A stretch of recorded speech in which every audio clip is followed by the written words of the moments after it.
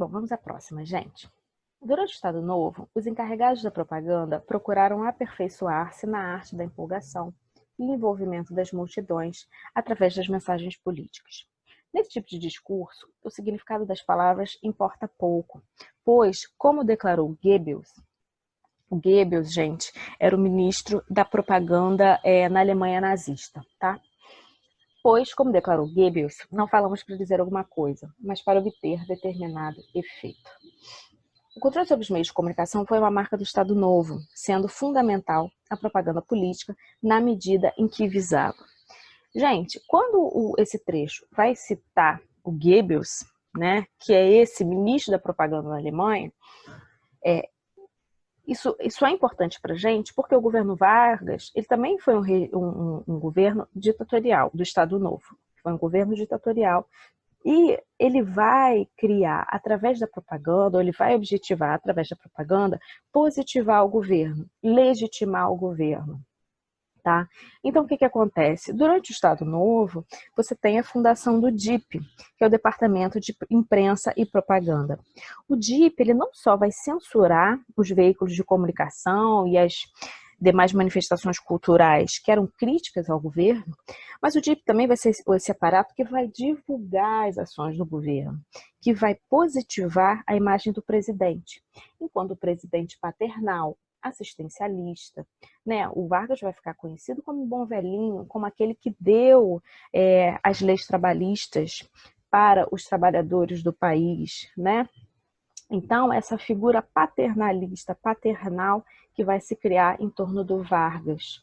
Né? E ele era um líder carismático, né? Ele fazia discursos para as massas, então ele tinha um apelo popular muito forte que vai ser influenciado, né? Ou que vai ser intensificado com o surgimento do DIP, tá bom? Então vamos ler de novo o comando. O controle sobre os meios de comunicação foi uma marca do Estado Novo, sendo fundamental a propaganda política na medida em que visava a conquistar o apoio popular na legitimação do novo governo. É essa aqui. É a A, né? O grande objetivo era fazer com que a população ela aceitasse as ações do governo, né? Que o governo não só deu as leis trabalhistas, né? Que na verdade já vinha de uma luta muito grande do operariado, vocês lembram na Primeira República, as greves, a greve de 1917, toda a movimentação do operariado está desde o início do século. Né? Então não foi uma benesse necessariamente, mas por conta do DIP você tem esse olhar para a CLT como esse grande presente que o Vargas deu para o operariado.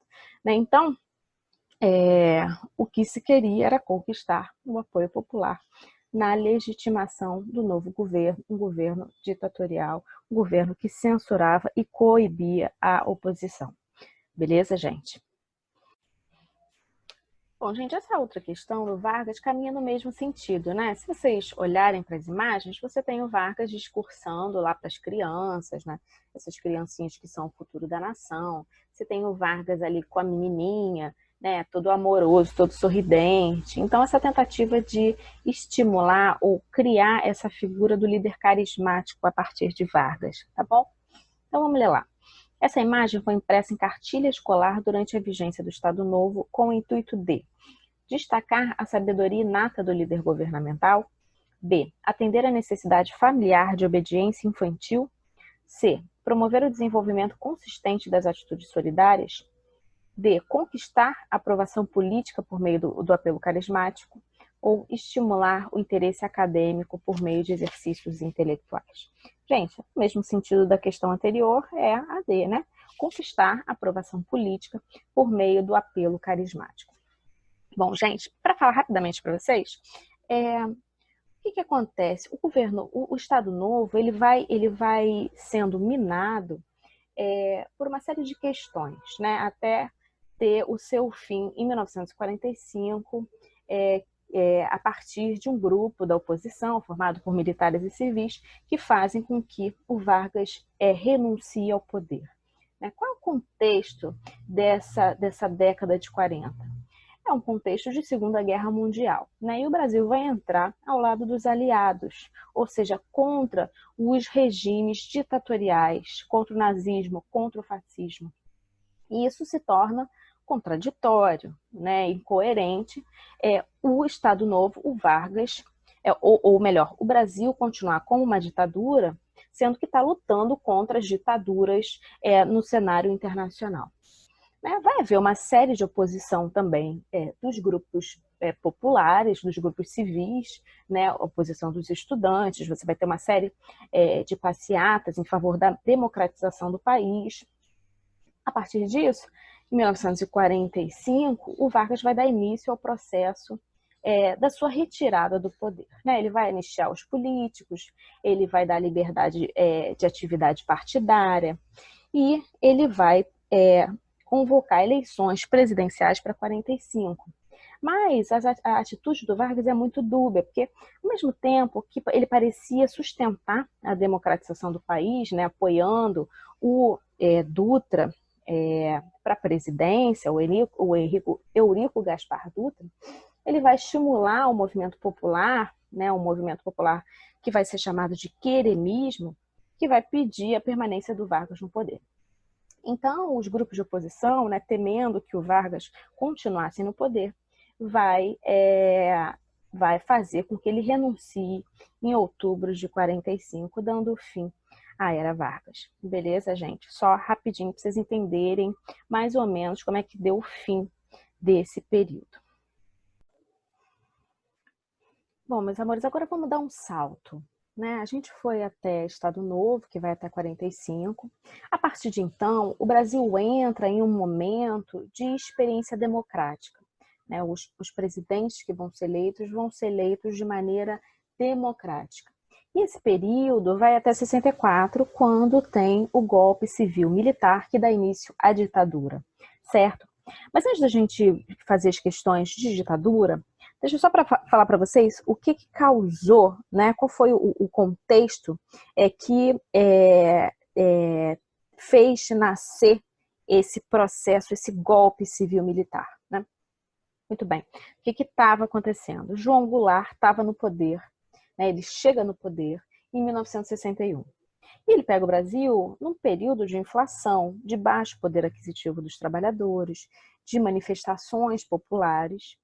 E por conta disso, desse contexto de crise econômica e social, ele vai fazer uma política de governo ancorada nas reformas de base, né, em 64.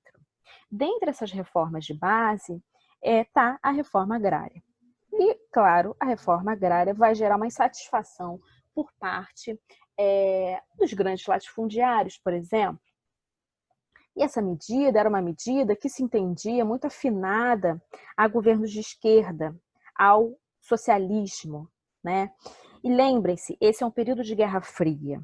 Portanto, o mundo estava bipolarizado ideologicamente entre Estados Unidos, né, que representava o bloco capitalista, e a União Soviética, defensora do socialismo. Então, a propaganda dos Estados Unidos vai ser uma propaganda que vai incutir o medo do perigo comunista. E o Jango vai ser essa pessoa que, por conta das suas propostas de governo, né, e por conta dessa política de reformas de base, vai causar não só um medo do comunismo, como a oposição de setores conservadores da sociedade. Vocês têm uma ideia? Em 64, em São Paulo, tem a Marcha da Família com Deus pela Liberdade, contra o governo. Não à toa, em 1º de abril de 64, também muito estimulado, influenciado pelos Estados Unidos, você vai ter uma articulação entre grupos militares e demais camadas da sociedade civil que vão depor o João Goulart, dando início à ditadura civil-militar.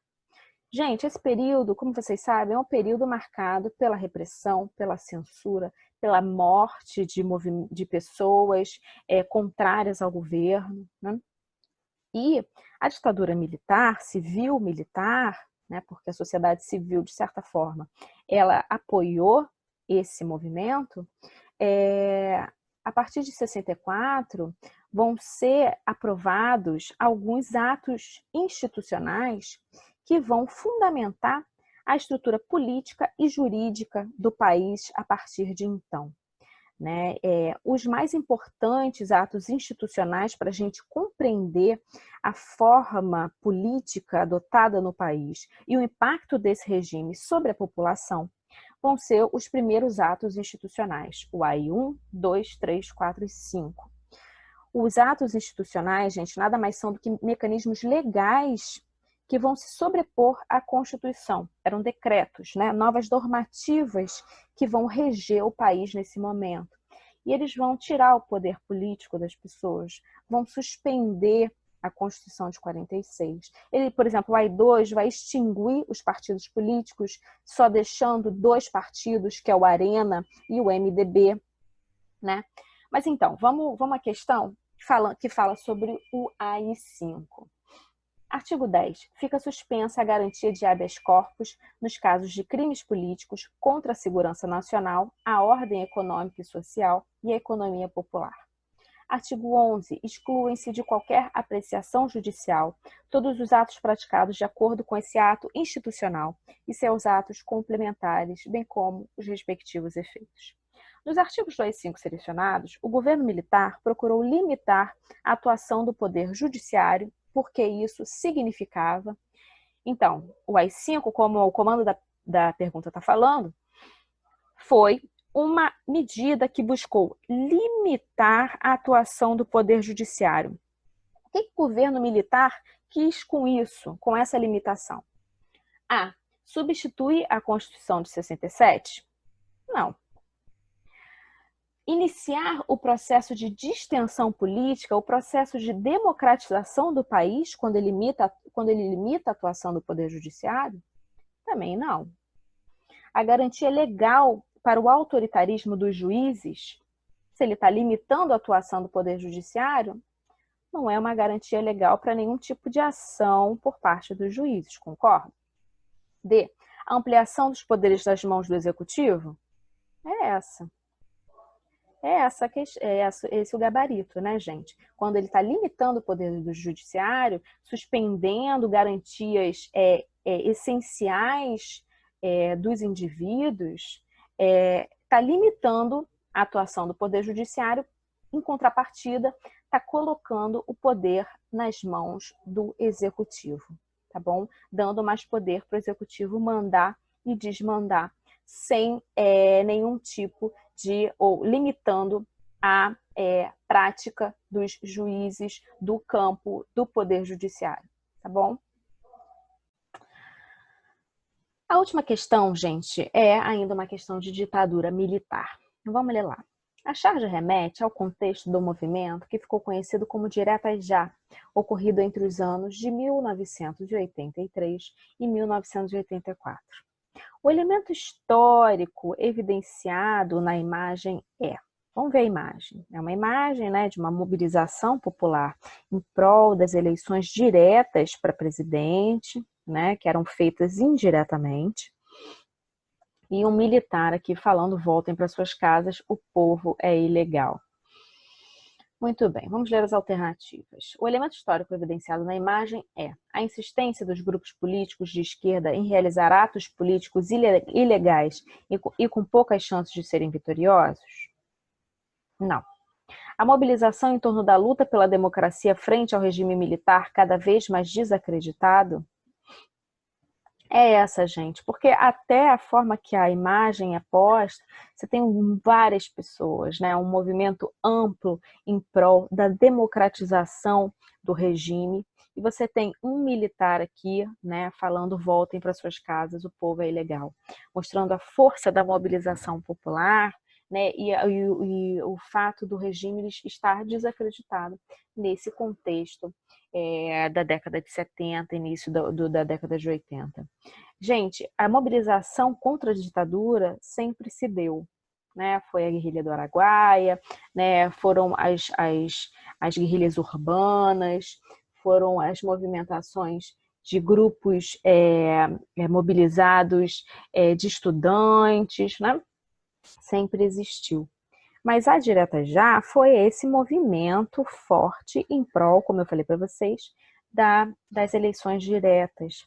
E ela acontece no contexto do mandato do Geisel, que vai promover um processo de redemocratização do país. Mas, segundo ele, esse processo seria lento, gradual e seguro. Né? Esse processo de passar o controle político do país aos civis se daria dessa forma.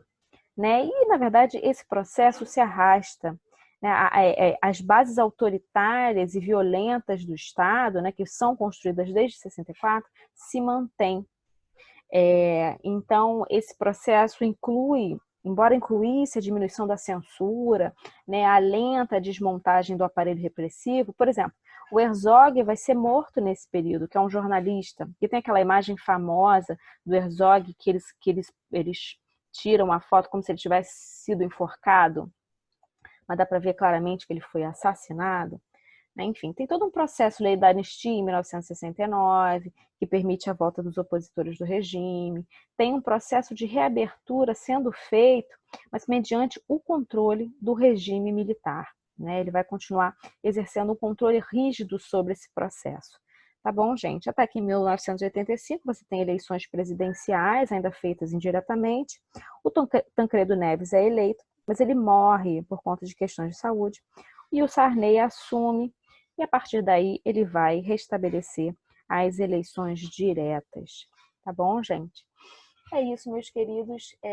Dando fim à nossa aula do Enem, que vocês façam a prova tranquilos no domingo. Eu vou estar aqui torcendo por vocês, tá bom? Qualquer dúvida, eu estou no chat. Um beijão.